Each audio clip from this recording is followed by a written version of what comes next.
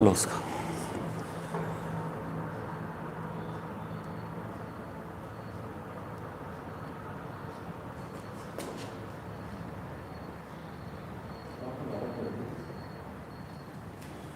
ऐसा करो ना इधर। थोड़ा थोड़ा थोड़ा बस बस बस ओके बस वो शुरू हो गई।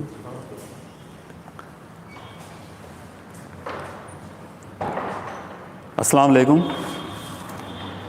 डियर स्टूडेंट्स, आज अपना इलेक्ट्रोस्टैटिक्स इस चैप्टर का 9वां लेक्चर है और आज थ्योरेटिकल पार्ट जो है हमारा वो एंड हो जाएगा। मतलब आज का जो क्वेश्चन है, ये क्वेश्चन एक्चुअली इस साल के सिलेबस के हिसाब से इलेक्ट्रोस्टैटिक्स का आखिरी थ्योरेटिकल क्वेश्चन है। साथ ही साथ हम लोग फिर न्यूमेरिकल्स जो है वो स्टार्ट करेंगे। ओके, तो देखिए आज का जो टॉपिक है वो है एनर्जी स्टोर्ड इन कैपेसिटर। मतलब मकसफ़ा जो होता है उसमें ज़ख़ीरा अंदोज़ तवानाई, ये हमारा आज का मेन टॉपिक है। आप इसको नोट कर लो कि एक्चुअली आज अपने को पढ़ना है एनर्जी के बारे में, तवानाई के बारे में जो मकसफ़े के अंदर ज़ख़ीरा अंदोज़ होती है। अब इसको शुरू किस तरह से करना है, मतलब इसका मेन कंसेप्ट क्या है, तो उसको एक बार आप पूरी तरह से पहले समझ लो। आप देखो, अगर हमने एक कैपेसिटर लिए, ज़ाहिर है हम यहाँ पर पैरेलल प्लेट कैपेसिटर लेंगे, मतलब ऐसा मकसफ़ा लेंगे जो दो मुतवाज़ी प्लेटों पर मुश्तमिल होगा। तो यहाँ पर ये मैंने दो पैरेलल प्लेट्स लिए हैं, एक प्लेट P1 एक प्लेट P2। इसको हम करेंगे चार्ज और इसकी करेंगे अर्थिंग। ओके, अब इसमें सबसे पहले आप एक चीज़ ध्यान में रखो कि जब आपने इसको पॉजिटिव प्लस Q से जब आपने इसको चार्ज किए तो ये पूरे पॉजिटिव चार्जेस इसके ऊपर यहाँ पर ये इस तरह से बिखर जाएंगे पूरी सतह पर। अब इसके बाद सपोज़ करो कि हमको इसके अंदर और एक पॉजिटिव चार्ज इसमें डालना है, यानी हम इसको और ज़्यादा स्टोर करना चाहते हैं इसके अंदर, और ज़्यादा हमको बरकी बार जो है वो इसके अंदर देना है। तो अगर मुझे इसके अंदर प्लस Q बरकी बार इसको और देना है, तो आप लोग गौर से देखना एक चीज़ कि ये पॉजिटिव बरकी बार है और ऑलरेडी ये प्लेट के ऊपर पॉजिटिव बरकी बार है। तो जब आप इस पॉजिटिव बरकी बार को इस पर, मतलब इस प्लेट में या इस कंडेंसर के अंदर ये वाले बरकी बार जब आप इसमें और डालना चाहेंगे, तो ऑलरेडी पहले से बैठे हुए ये जो बरकी बार है पॉजिटिव, ये इस पॉजिटिव बरकी बार को आने नहीं देंगे। ओके, आपको पता है सबको कि पॉजिटिव बरकी बार और पॉजिटिव बरकी बार में कुव्वत दफ़ा होती है, रिपल्शन होता है। तो ये वाले जो पॉजिटिव बरकी बार है ये आने वाले इस नए बरकी बार को आने नहीं देंगे। यहाँ पर इस बात का ये मतलब बिल्कुल भी नहीं है कि अगर आपने यहाँ पे निगेटिव बरकी बार लिए तो उसको आने देंगे। देखिए, निगेटिव बरकी बार लेंगे तो भी वो नहीं आ सकता, क्योंकि इस जगह पर निगेटिव बरकी बार मौजूद है, यहाँ पर ये वाली प्लेट पर इंड्यूस चार्जेस। तो ये वाले जो निगेटिव बरकी बार है वो इस निगेटिव को नहीं आने देंगे। इसका मतलब ये हुआ कि चाहे पॉजिटिव बरकी बार हो चाहे निगेटिव बरकी बार हो, वो कंडेंसर में, वो कैपेसिटर के अंदर अपने आप से नहीं लाया जा सकता। उसको लाने के लिए कुछ तो भी एनर्जी देना पड़ेगा। ओके, जो एनर्जी हमको देना पड़ेगा ताकि प्लस Q बरकी बार इस कैपेसिटर के अंदर और आ सके, डबल से आ सके, वो जो एनर्जी लगेगी उस एनर्जी को हम बोलेंगे, मतलब वो जो एनर्जी होती है तो वो एनर्जी का फॉर्मूला हम लोगों को आज मालूम करना है। एक्चुअली वो एक पोटेंशियल एनर्जी होती है, तवानाई बिल कवा होती है, और वो जो तवानाई बिल कवा जो है पोटेंशियल एनर्जी, उसी का फॉर्मूला हमको मालूम करना है। ओके, देखिए इसमें किस तरह से शुरुआत करते हैं। सबसे पहले मान लो कि आपने प्लस Q बरकी बार जो है वो स्टोर करना है किसी कंडेंसर में। उस कंडेंसर की जो कैपेसिटी है, उसकी जो गुंजाइश है वो होगी C = बरकी बार बटे बरकी कवा, मतलब plus Q upon V। Okay, जो हमारा पुराना फॉर्मूला है गुंजाइश का या कैपेसिटी का, वो क्या है, इलेक्ट्रिक चार्ज अपॉन पोटेंशियल, यानी बरकी बार और बरकी कवा का तनासुब। तो इस तरह से C = क्या आ जाएगा, प्लस Q अपॉन V।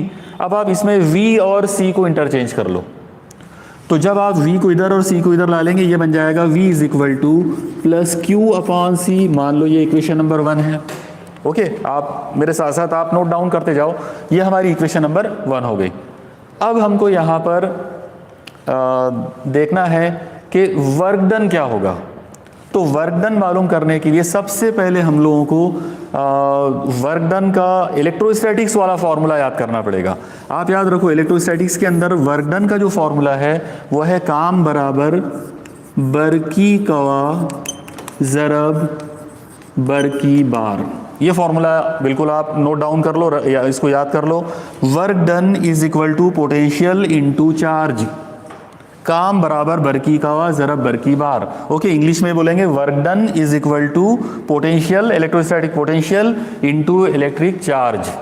अब इसको अगर हमको एक फॉर्मूले में अगर कन्वर्ट, यानी ये फॉर्मूले को अगर अलामतों में अगर लिखना हो तो हम इसको इस तरह से लिख सकते हैं, D W is equal to बरकी कवा, यहाँ पर v है इसलिए ये आ जाएगा v इंटू बरकी बार। जो बरकी बार हमको यहाँ पे लाना है, जिसको हमको स्टोर करना है, वो है प्लस क्यू, और इसीलिए हमको उसको छोटे लेवल पर डिफरेंशियल फॉर्म में लेना पड़ेगा।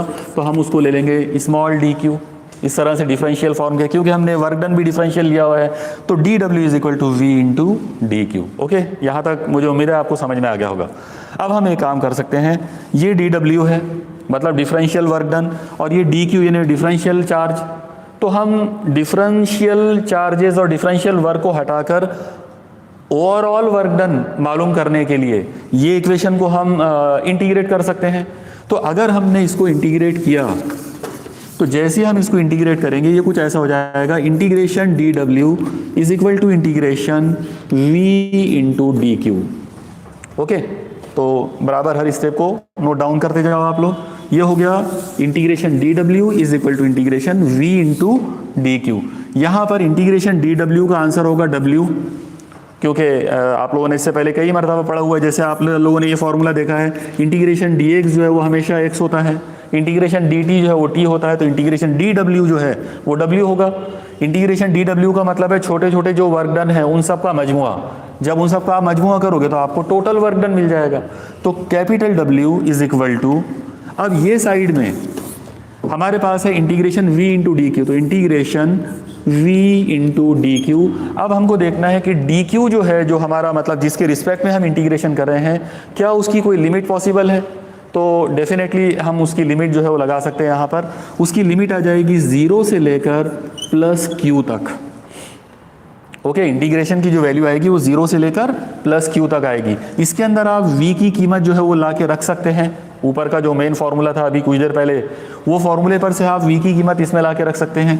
ये आ जाएगा w is equal to integration 0 से प्लस q, और इसकी जो वैल्यू हमको जो मिली थी वो मिली थी q upon c into D Q.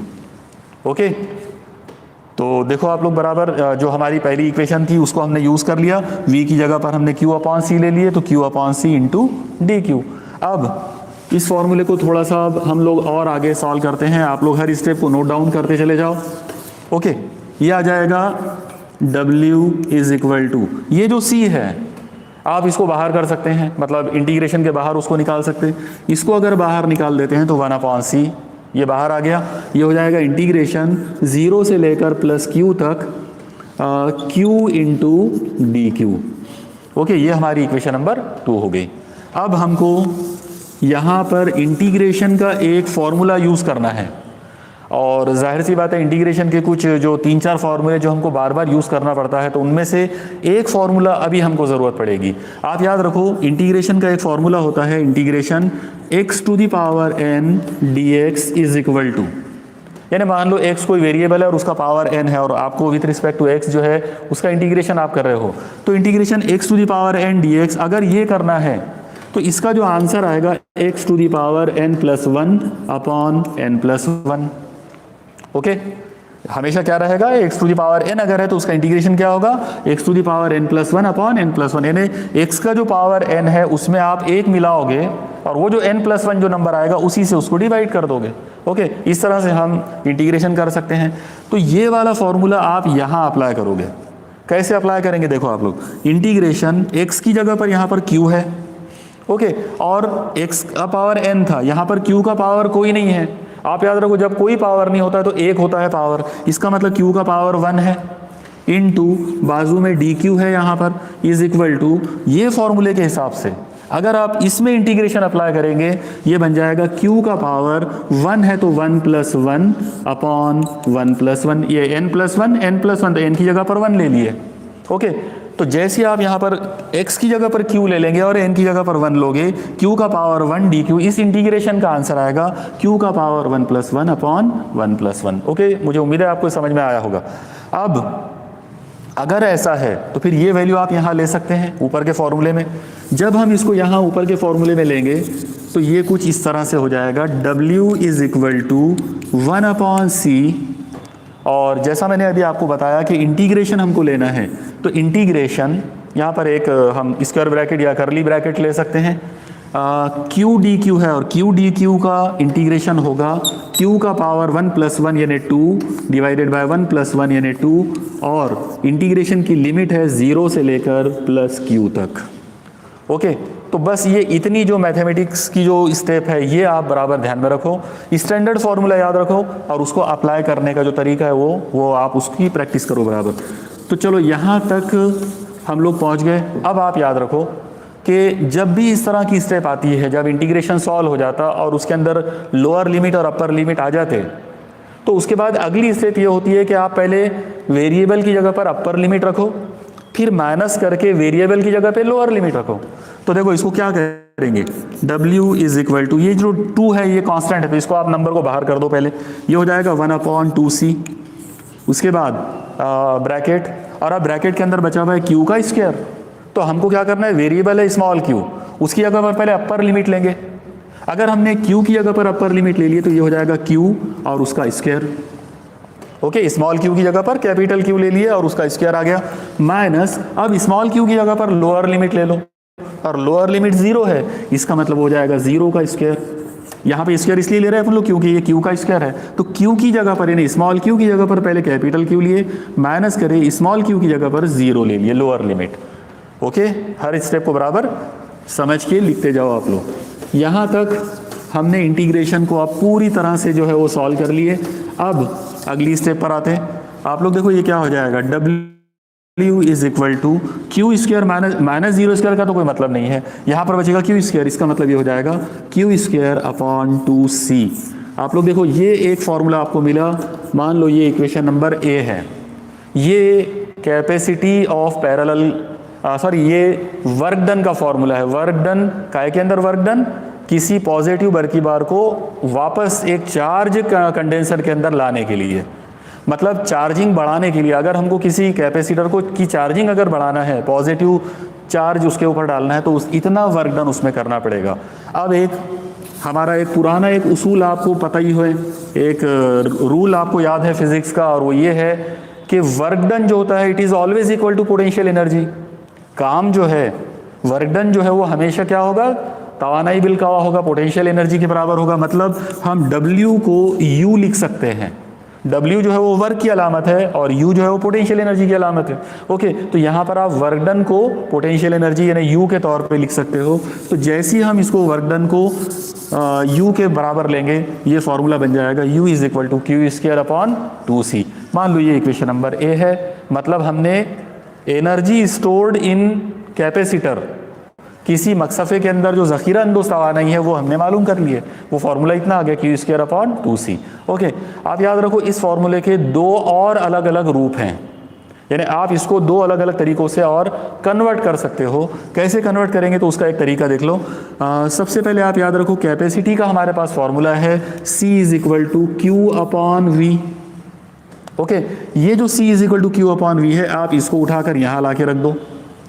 तो जब आप C की ये डायरेक्ट वैल्यू उठा के वहाँ रख दोगे तो इक्वेशन A जो है वो कुछ ऐसी बन जाएगी, U = q² 2 टाइम्स C, और C की जगह पर आप ले सकते हैं q/v।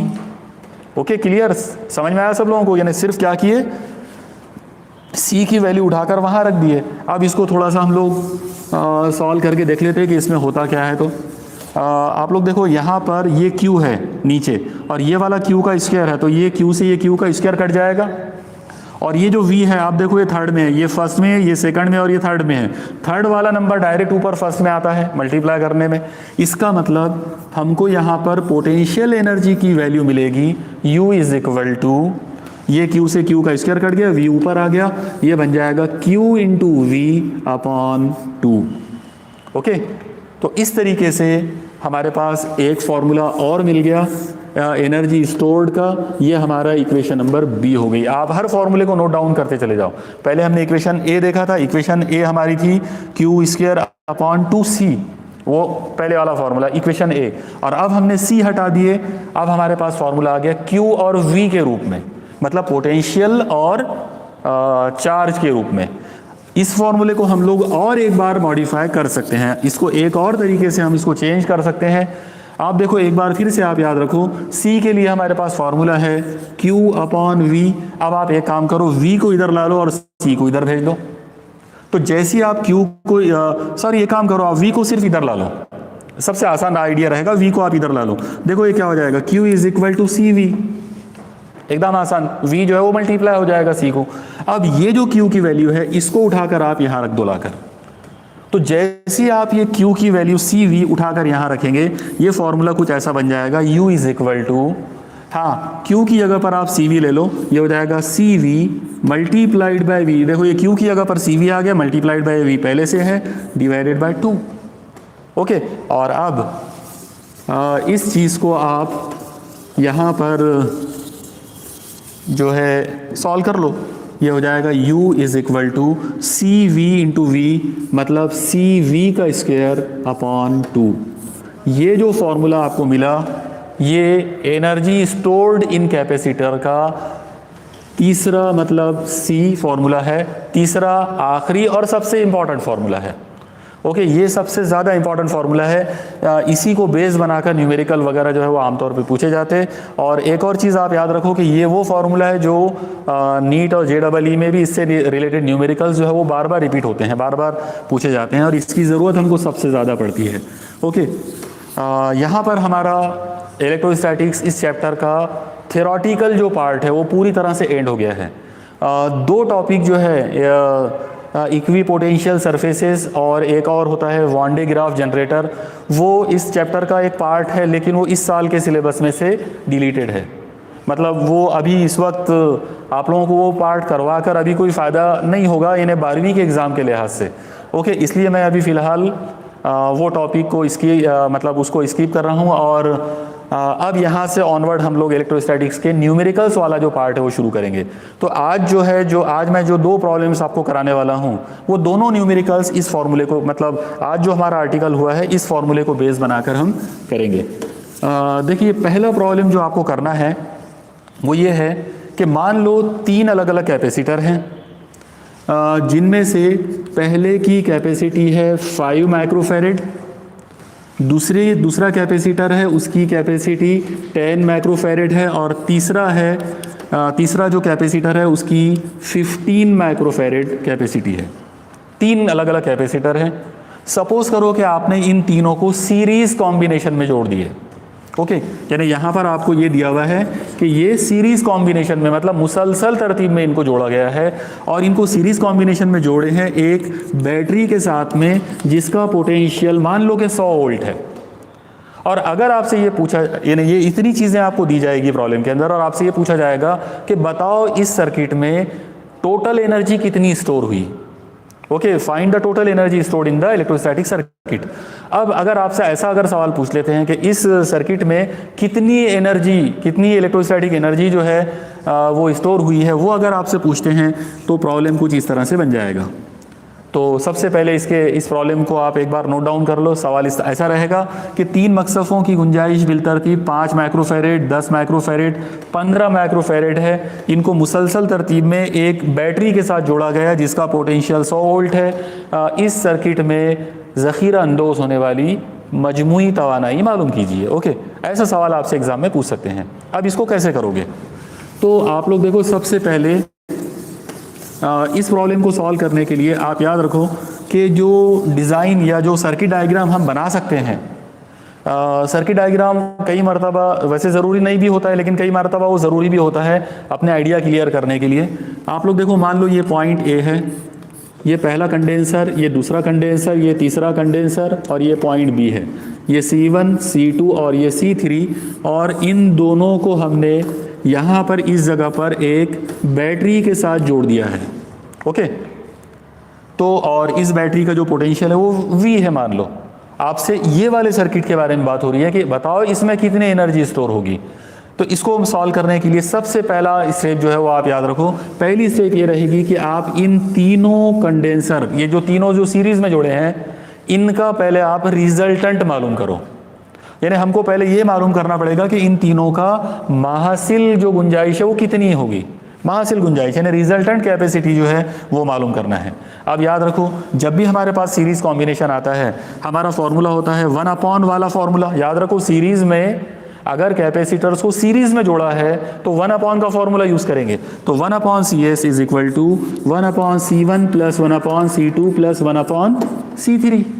ओके, यानी ये इस तरीके से फॉर्मूला याद रखो आप लोग कि पहले सबसे पहले आप डायग्राम बनाएंगे, डायग्राम के बाद आप बोलेंगे कि इस पर्टिकुलर बरकी दौर का ये जो सर्किट है, इस सर्किट के अंदर महासिल गुंजाइश दर्जे झैल होती है। मतलब क्या होती है, 1/CS is equal to 1/C1 1/C2 1/C3। अब इसके अंदर आप तमाम वैल्यूज़ जो है वो ला के रख दो। देखो, जब आप तमाम वैल्यूज़ इसमें ला के रखेंगे तो ये कुछ ऐसा हो जाएगा, 1/CS is equal to 1/5 microfarad, 1/10 microfarad, 1/15 microfarad. आप याद रखो, यहाँ पर मैंने अभी माइक्रोफेरेड को फेरेड में कन्वर्ट नहीं किया है, आप भी नहीं करेंगे, शुरुआत में बिल्कुल नहीं करना। पूरा प्रॉब्लम सॉल्व होने के बाद जब आंसर आएगा, जब हम उसको फेरेड में कन्वर्ट करेंगे। ओके, किस तरह से फेरेड में कन्वर्ट करेंगे वो हम लोगों ने ऑलरेडी एक बार यूनिट्स वाला जो पार्ट था हमारा, उस वक्त हमने डिस्कस किया था कि मिली फेरेड को हम कैसे कन्वर्ट करते हैं, माइक्रो को कैसे करते हैं, वो सब हमने पढ़ा है पहले। तो अभी आप याद रखो, प्रॉब्लम सॉल्व करते टाइम पर पहले कन्वर्शन नहीं करेंगे, पहले हम माइक्रो वाली वैल्यू को, यानी जो माइक्रो फेरेड में जो वैल्यू दी गई है, हम उसको एज इट इज़ यूज़ कर लेंगे। अब इन 3 नंबरों को सॉल्व करना है। देखो, इसको सॉल्व करने के बहुत सारे अलग अलग तरीके हैं। एक तरीका जो है वो ये है कि इन 3 नंबरों का LCM लो और डायरेक्ट सॉल्व करो। हो सकता है बहुत सारे बच्चे जिनका कैलकुलेशन में थोड़ा सा मतलब जो कमज़ोर होते हैं थोड़े से कैलकुलेशन वाले पार्ट के अंदर, तो वो इन तीनों का LCM लेके डायरेक्ट करना उनके लिए थोड़ा मुश्किल हो जाएगा। इसलिए मैं आपको एक दूसरा तरीका बताता हूँ।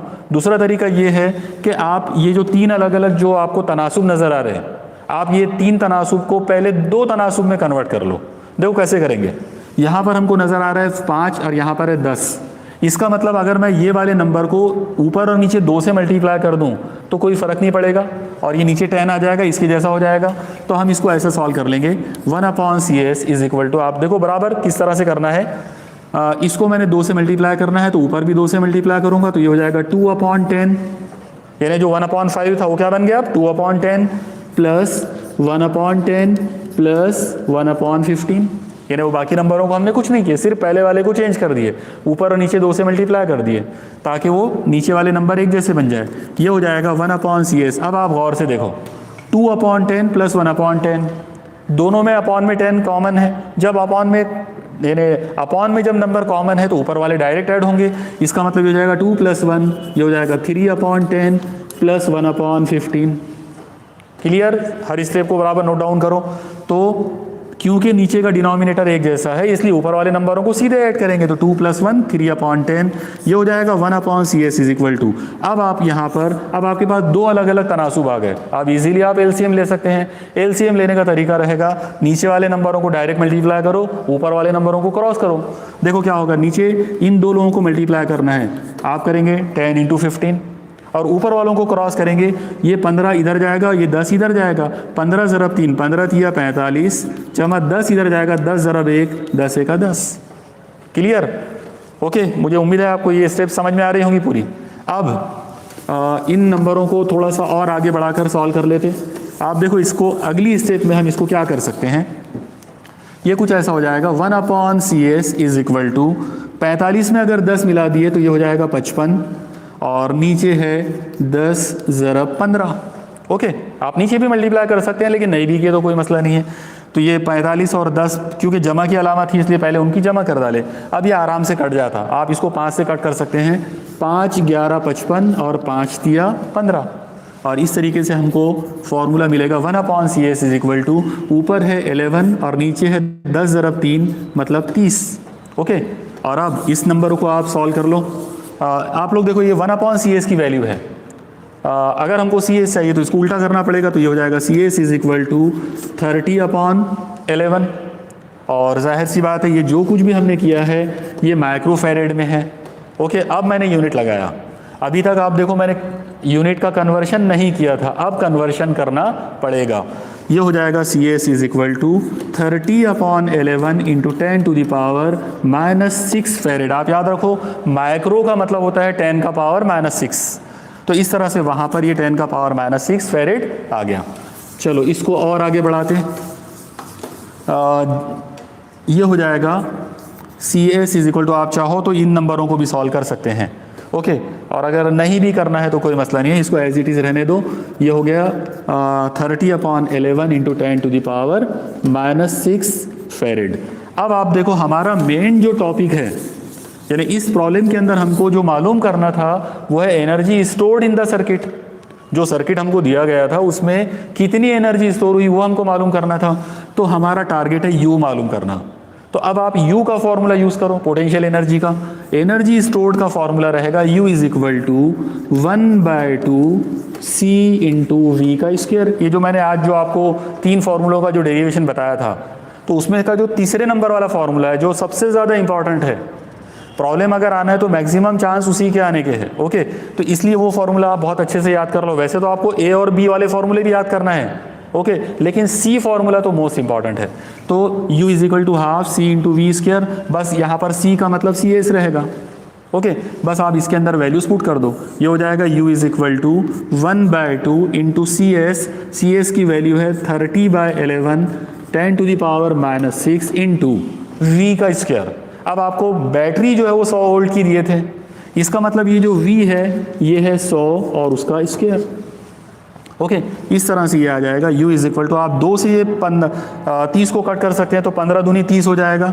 अगर आपने इसको कट कर दिए तो ये हो जाएगा 15/11 इंटू 10 टू द पावर, ये हो जाएगा -6 इंटू, अब देखो आप लोग 100 का पावर 2 है, 100 को आप 10 की कुवत 2 समझ सकते हैं, 10 का पावर 2। अगर वो 10 का पावर 2 ले लिए तो 10 का पावर 2 का पावर 2 हो जाएगा, मतलब वो हो जाएगा 10 का पावर +4। ओके, 100 का स्क्वायर का मतलब क्या रहेगा 10 का पावर 2 का स्क्वायर, यानी 10 का पावर 4। और इसको अगर सॉल्व कर लिए तो ये कुछ ऐसा आ जाएगा U is equal to 15/11 into 10 to the power -6 + 4 मतलब -2। और क्योंकि ये एनर्जी है और हमने SI यूनिट यूज़ किया है इसलिए SI यूनिट की यूनिट जो है वो जूल लगाना पड़ेगा। तो हमारे पास आंसर आ गया 15/11 10 का पावर -2। आप चाहो तो 15/11 की वैल्यू जो है वो भी कैलकुलेट कर सकते हैं, बल्कि आपने करना भी चाहिए, मतलब आपने इसका फाइनल आंसर तक आपने आना चाहिए। तो ये आ जाएगा U इज इक्वल टू 15 को अगर आप 11 से डिवाइड कर लेते हैं तो ये कितना हो जाएगा 11 × 11 पॉइंट। अब यहाँ पर 15 में से 11 चले गए, बचेंगे 4। 4 में अगर 11 का पहाड़ा पढ़ते हैं तो 3 का भाग जाना चाहिए। 3 अगर चले गए उसके बाद कितने आएगा 7 बचेंगे उसमें, तो 6 का भाग जाना चाहिए। ओके, तो 1.36 इंटू 10 का पावर -2 जूल, इतनी एनर्जी जो है स्टोर होगी उस पर्टिकुलर सर्किट के अंदर जिसमें वो 3 कैपेसिटर सीरीज में दिए थे। एक काम करते हैं, यहाँ पर मैं इसके सफिक्स में S लगा देता हूँ। U सफिक्स S का मतलब है energy stored in the circuit जिसके अंदर तीनों कैपेसिटर जो है वो सीरीज में जोड़े थे। ओके, अब देखो आप यही वाला प्रॉब्लम, इस प्रॉब्लम के अंदर आपको चेंज कर देते हैं। आप ऐसा समझ लो कि आपको 3 कैपेसिटर, यही वाले 3 कैपेसिटर और यही वाली बैटरी, इनको आपको पैरेलल कॉम्बिनेशन में दे दिए। अगर आपको ये बोला जाए कि 3 कैपेसिटर है 5 माइक्रोफैरेड, 10 माइक्रोफैरेड और 15 माइक्रोफैरेड का, और उनको पैरेलल कॉम्बिनेशन में जोड़ दिए एक 100 वोल्ट की बैटरी से, अब बताओ कितनी एनर्जी स्टोर होगी। अगर ऐसा सवाल अगर आ जाता है तो सबसे पहले तो आप उसका सर्किट डायग्राम बनाओगे। सर्किट डायग्राम कुछ ये ऐसा बनेगा, मान लो ये पहला कैपेसिटर, ये दूसरा कैपेसिटर, ये तीसरा कैपेसिटर। ओके, इन तीनों को आप आपस में इस तरह से कनेक्ट कर सकते हैं। ये तीनों कनेक्ट हो गए, C1, C2, C3, और इन दोनों पॉइंट्स के बीच में आप यहाँ पर एक बैटरी जो है वो इमेजिन करेंगे। यहाँ बैटरी लगाना पड़ेगा आपको। ये जो बैटरी है इसका वोल्टेज V है, जो कि आपको प्रॉब्लम में 100 वोल्ट दिया हुआ है। मान लो कि ये 5 माइक्रोफेरेड का है, ये 10 का और ये 15 का, और ये 100 वोल्ट की बैटरी के साथ में ऐसा जोड़ें पैरेलल कॉम्बिनेशन में। अब हमसे पूछ रहे हैं कि बताओ इस सर्किट में कितनी एनर्जी स्टोर होंगी।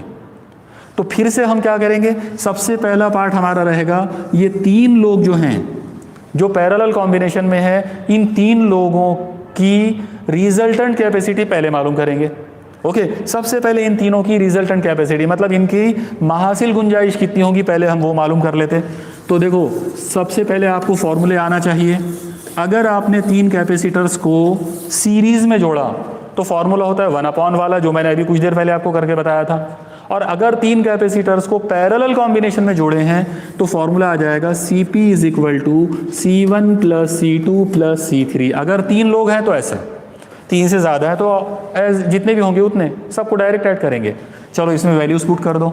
ये हो जाएगा CP = C1, C1 आपको दिया हुआ है 5 प्लस C2 उसकी वैल्यू है 10 और C3 उसकी वैल्यू है 15। तो 5, 10, 15 ये सब माइक्रोफेरेड में हम आखिरी में उसको कन्वर्ट करने वाले हैं। ये हो जाएगा CP = 5 और 10 15 और 15 30। इसका मतलब ये आ गया 30 माइक्रोफेरेड। ओके, इसमें कैलकुलेशन एकदम इजी है क्योंकि नंबरों को सीधे सीधे जमा ही करना है आप लोगों को, सीधे सीधे ऐड कर दिए। ओके, अब आप ये माइक्रो हटा लो, ये आ जाएगा CP = 30 × 10 - 6 फेरेड। ओके, हर चीज़ समझ में आ रही है बराबर। तो ये इस तरह से आप ध्यान में रखो, 30 × 10 - 6 फेरेड। अब ये हमने इक्विवेलेंट कैपेसिटी मालूम कर ली है, यानी जो वो 3 लोग जो पैरेलल दिए थे उनकी रिजल्टेंट कैपेसिटी इतनी आ गई। अब हमको मालूम करना है कि एनर्जी स्टोर क्या होगी। तो अगर हमको एनर्जी स्टोर मालूम करना है तो वापस हमारे पास जो 3 फार्मूले थे उनमें का जो लास्ट वाला फार्मूला वही हम यूज़ करेंगे। फार्मूला है U = ½ C × V का स्क्वायर। और क्योंकि अब पैरेलल कॉम्बिनेशन का सवाल है इसलिए हम यहाँ इसके सफिक्स में P लगा सकते हैं, यहाँ इसके सफिक्स में P लगा सकते हैं। तो ½ CP × V का स्क्वायर। अब आप इसमें वैल्यूज पुट कर दो। देखो ये क्या हो जाएगा, ये आएगा 1/2 CP, CP की ये वैल्यू है तो ये हो जाएगा 30 × 10 - 6 इंटू V यानी पोटेंशियल। बैटरी का जो पोटेंशियल है वो हमको दिया हुआ है 100 वोल्ट, तो 100 वोल्ट का स्क्वायर। ओके, और अब आप इसको सॉल्व कर लो। देखो ये क्या हो जाएगा, U∗P = 15 से ये 2 से 15 30 कट जाएगा, 15 दूनी 30 हो जाता, तो यहाँ पर ये 30 कट गया, ये आ जाएगा 15 × 10 की कुवत, ये है -6 और ये 100 का स्क्वायर है। अभी मैंने कुछ देर पहले भी आपको बताया था 100 को हम 10⁻² समझेंगे, 10⁻² मतलब 10⁻+4। और इस तरह से हमारा आंसर जो है वो आ गया UP = 15 × 10⁻² जूल। ओके, चलो मैं ये आंसर को यहाँ, यानी ये हमारा फाइनल आंसर आ गया है पैरेलल कॉम्बिनेशन के अंदर। अब ये आंसर को मैं यहाँ नोट करके लिख देता हूँ और ये आंसर जो हमारा आ गया, ये आंसर है UP = 15 × 10⁻² जूल।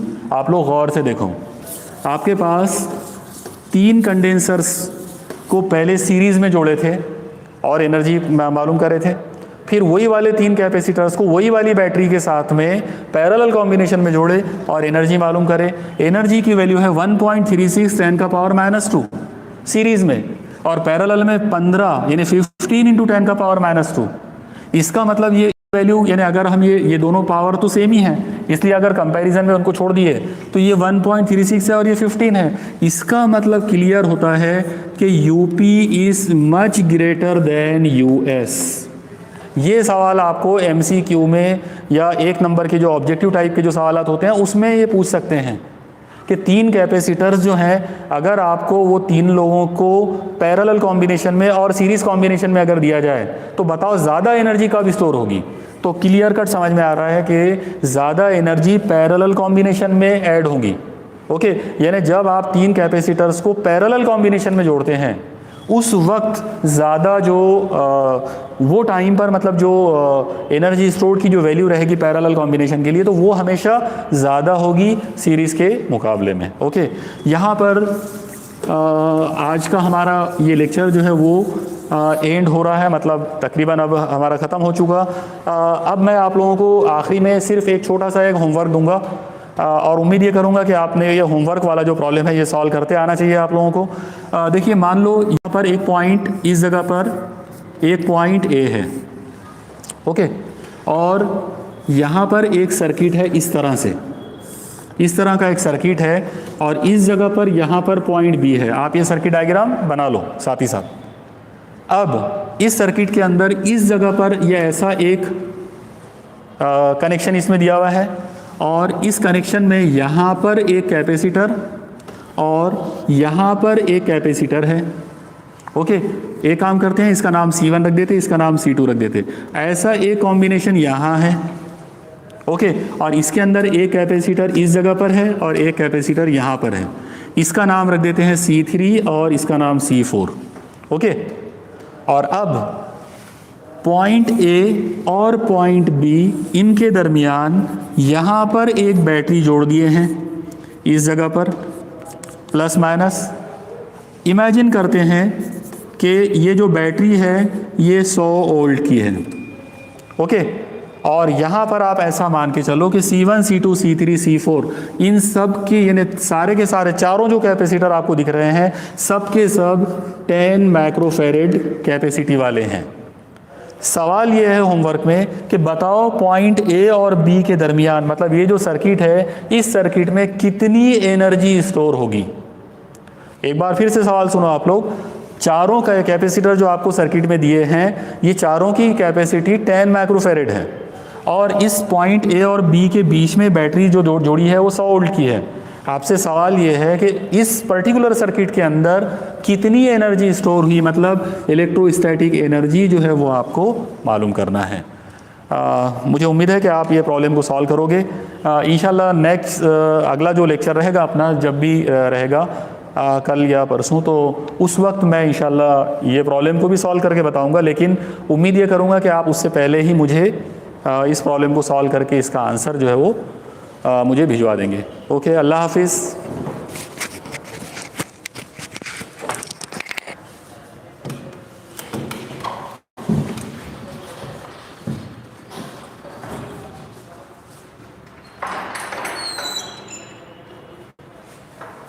अरे सर, अरे बंद करो।